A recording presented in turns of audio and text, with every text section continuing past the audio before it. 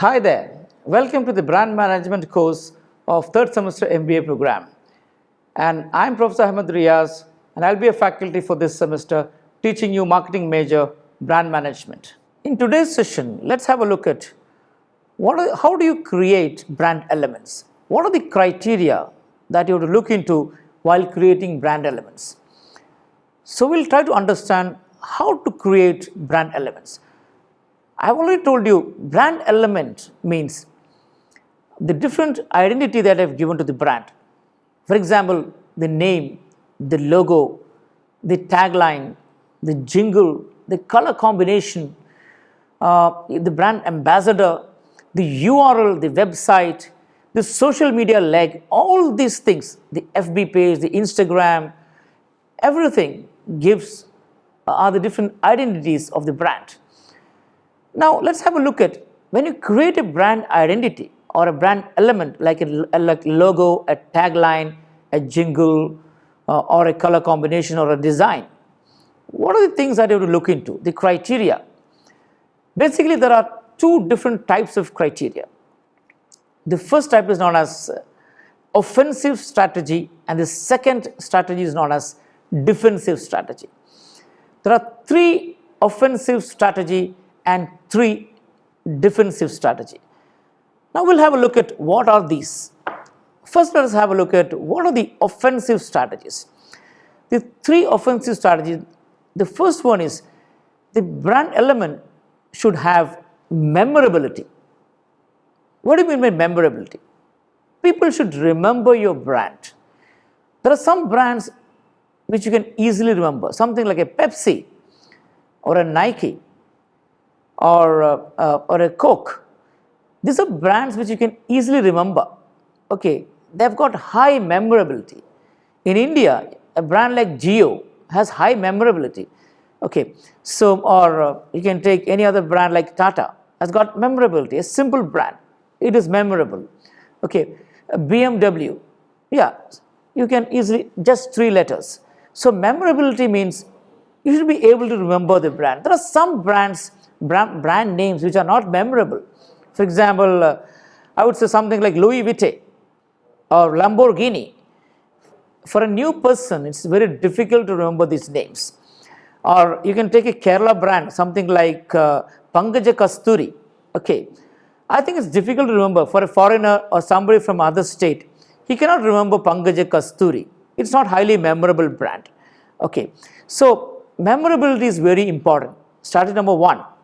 Strategy number 2, when you make a brand element, is meaningfulness. Most of these brands have got some meaning in it. The logos, the taglines, or the jingles, everything has some meanings. For example, Pepsi. Pepsi has a meaning. Pepsin is an enzyme which helps digestion. So it has something to do with digestion, Pepsi. There are some brands which are highly meaningful, and some brands don't have a meaning at all. Okay, even some of the brand logos have got a lot of meanings. You must have seen the logo of Amazon, A to Z. There's an arrow from A to Z, which gives a meaning to the brand element. Okay, Amazon sells everything from A to Z. So that's the meaning of Amazon brand. You must have seen the Baskin Robbins. There is a B and R. In between, you can see a 3 and 1, a 31. There are 31 flavors in Baskin Robbins. Okay, so there are similar lot of such meanings you can see in different brands. The brand Vaio of Sony, it shows analog. Okay, so similarly you can see different meanings. So ultimately, your brand name, your logo, or your tagline should have some meaning which connects to the customer.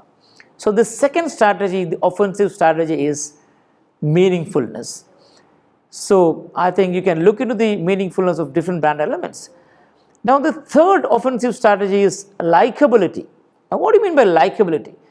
There should be some sort of attraction to the brands. For example, some brands attract youngsters. A brand like something you can call Coca-Cola. Okay, it has got some affinity, the youngsters have got some affinity to it. The color used, the red color attracts youngsters. Okay, or for example, likability, there are some brands which are feminine brands. Females have affinity towards that brand. Something like, for example, Lakme. Lakme is a feminine brand. Okay, you can see all the elements of Lakme has some likability factor towards women. So likability is very important. Every brand should have some likability in it, some excitement in it, okay, for the target customer. So three strategies, offensive strategies: memorability, meaningfulness, and likability.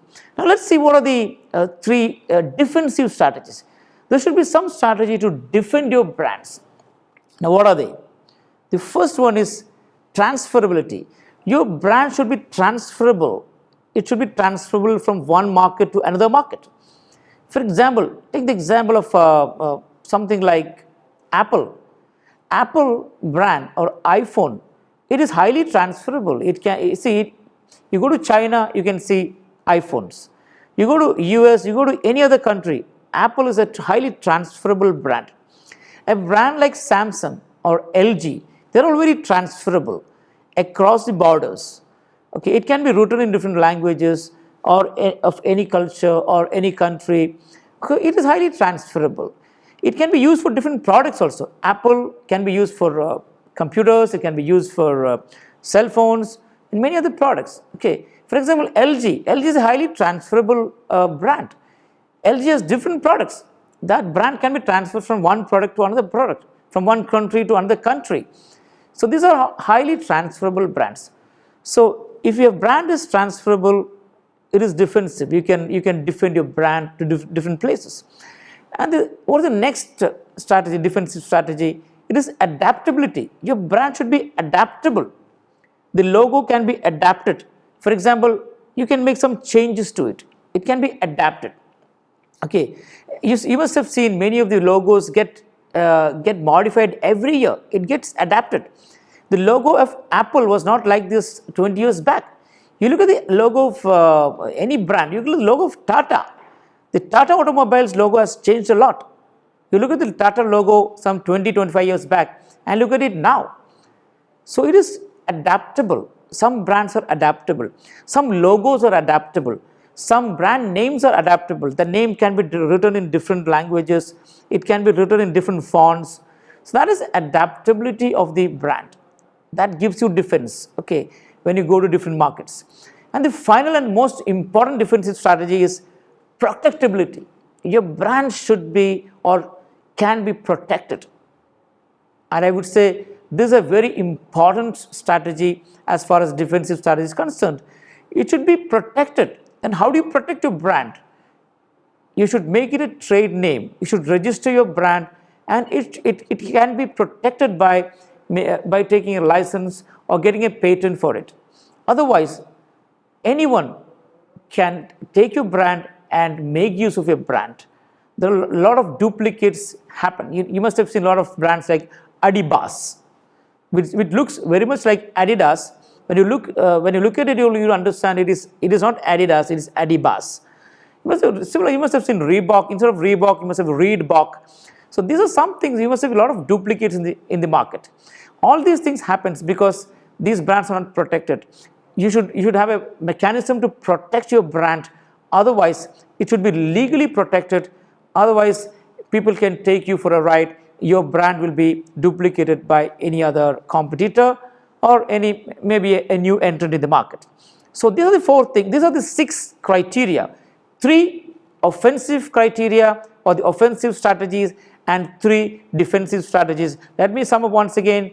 The 3 offensive are meaningfulness, memorability, and likability. The order is okay: memorability, meaningfulness, and likability.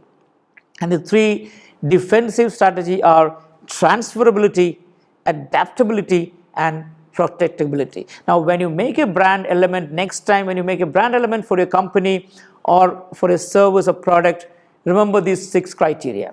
I think it's clear for you. So I'll be back again with more of brand management. Professor Riaz signing off. Thank you.